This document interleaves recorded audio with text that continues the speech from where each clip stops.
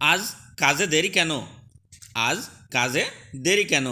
Hari ini kenapa lambat di kerja? Hari ini kenapa lambat di kerja? আজ কাজে দেরি কেন?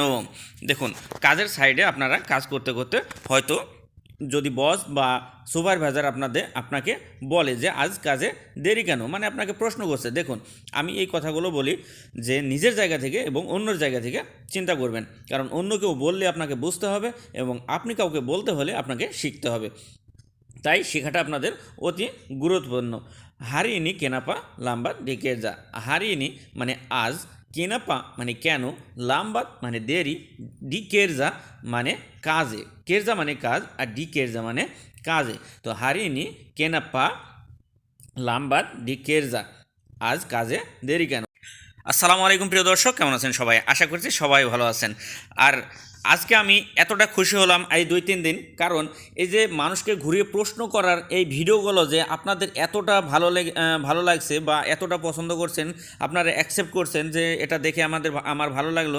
আর এটা দেখেও ভালো লাগলো যে আপনারা এতটা শিখতে চান, কারণ তাহলে আমি বুঝতে পারছি যে অনেক অনেক প্রবাসী ভাইরা আছে, হয়তো কারোর কথা বুঝতে পারে কিন্তু ঘুরিয়ে দেখে তাদের সাথে প্রশ্ন করবে, কোনো তাদের মনের ভাবটা প্রকাশ করবে, এই কথাগুলো অনেকেই জানে না। তাই এই ভিডিওগুলো এতটা পছন্দ করছে, তাই আমি নিয়মিত ধারাবাহিকভাবে কাউকে যে ঘুরে প্রশ্ন করবেন এই ভিডিওগুলো দেওয়ার চেষ্টা করছি। তো শুধু মন স্থির করে ঠান্ডা মাথায় শুরু থেকে শেষ পর্যন্ত ভিডিও মন দিয়ে দেখবেন।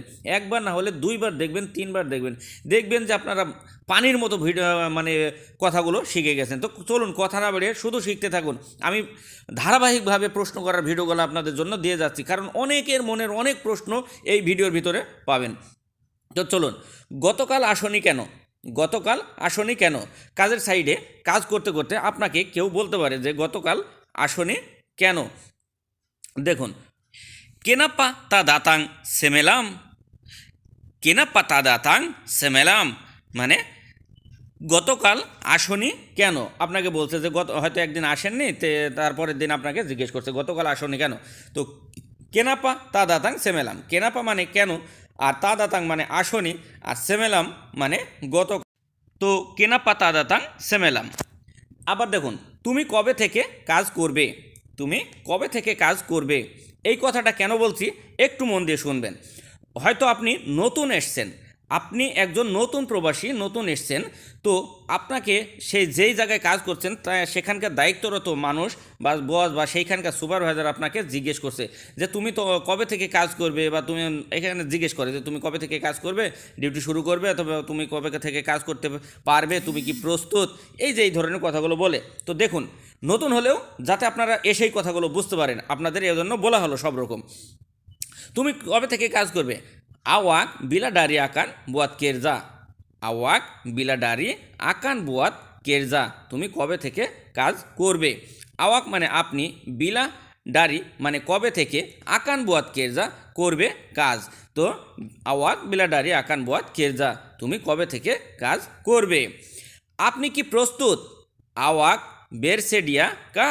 আওয়াক বেরসেডিয়া কা, তুমি তুমি কি প্রস্তুত? আওয়াক মানে আপনি, আর বেরসেডিয়া মানে প্রস্তুত, আর কা কে বা কা এর অর্থ হলো যে নাকি। তো তুমি জিজ্ঞেস করছে যে তুমি প্রস্তুত নাকি, তো আওয়াক বেরসেডিয়া কা, তুমি প্রস্তুত আছো নাকি, এরকম। তারপর দেখুন, আমি বলি না এটা, আমি বলি না এটা, এটা কেন বলছি? হয়তো কোনো কথা আপনাকে মিথ্যা অপবাদ দিয়ে বলছে যে তুমি এটা বলেছো কেন, হয়তো কোনো খারাপ কথা কেউ আপনার নামে মিথ্যা প্রচার করেছে। তো আপনি তাকে বলতে চান যে আমি বলি না এটা, সায়া তা চাকাপিনি, সায়া তা চাকাপিনি, আমি বলি নাই এটা। সায়া মানে আমি, তা চাকাপ মানে বলি নাই, ইনি মানে এটা। তো সায়া তা চাকাপিনি, আমি বলি নাই এটা। আপনাকে কে বলল? এবার আপনি ঘুরি প্রশ্ন করছেন, আপনাকে কে বলল? সিয়াপা সাকাপ আওয়াক, সিয়াপা সাকাপ আওয়াক, আপনাকে কে বলল? তো সিয়াপা মানে কে, আর সাকাপ মানে বলা, আর সিয়াপা মানে কে, চাকাপ মানে বলা। তো কে বলল? কে বলল আপনাকে? আওয়াক মানে আপনাকে। তো সিয়াপা চাকাপ আওয়াক, আপনাকে কে বলল? আশা করছি বুঝতে পারছেন। আমি কি কাজে আসবো? আমি কি কাজে আসবো আপনি জিজ্ঞেস করছেন। যদি বসকে জিজ্ঞেস করতে চান, হয়তো রুমে আছেন, হয়তো কোনো সমস্যার কারণে যাননি, কিন্তু হয়তো 2 দিন পরে আপনি আবার জিজ্ঞেস করছেন যে আমি কি কাজে আসবো। saya akan datang di kerja kah? saya akan datang di kerja kah? আমি কি কাজে আসবো? সায় মানে আমি, আকান দাতাং মানে আসবো, ডি কেরজা মানে কাজে, কে বা কা মানে নাকি। তো সায়া আকান দাতাং ডি কেরজা কা, আমি কি কাজে আসবো বা আমি কাজে আসবো নাকি। আশা করছি বুঝতে পারছেন। মন দিয়ে বোঝার চেষ্টা করবেন, প্রত্যেকটা ভিডিও কিন্তু অত্যন্ত গুরুত্বপূর্ণ আপনাদের জন্য। আর এগুলো শিখবেন অবশ্যই, ভিডিওটা একটু স্কিপ করবেন না, কারণ একটু স্কিপ করলে সেটাই আপনারা বাদ পড়ে যাবেন, পরে বুঝতে পারবেন না। আমার ভুলটা কি? আপা সায়া সালা, আমার ভুলটা কি?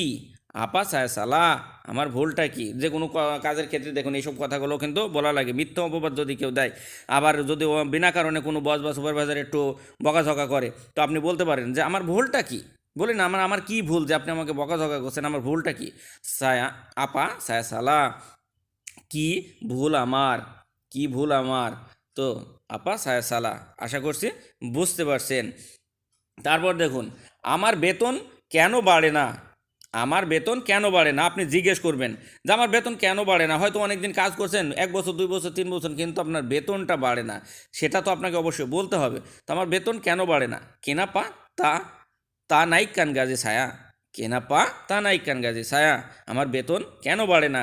কিভাবে দেখুন, কেনাপা মানে কেন, তা নাইকান মানে বাড়ে না, গাজী মানে বেতন, ছায়া মানে আমার। তো কেনাপা তা নাইকান গাজী ছায়া, আমার বেতন কেন বাড়ে না বা কেন বাড়ে না বেতন আমার।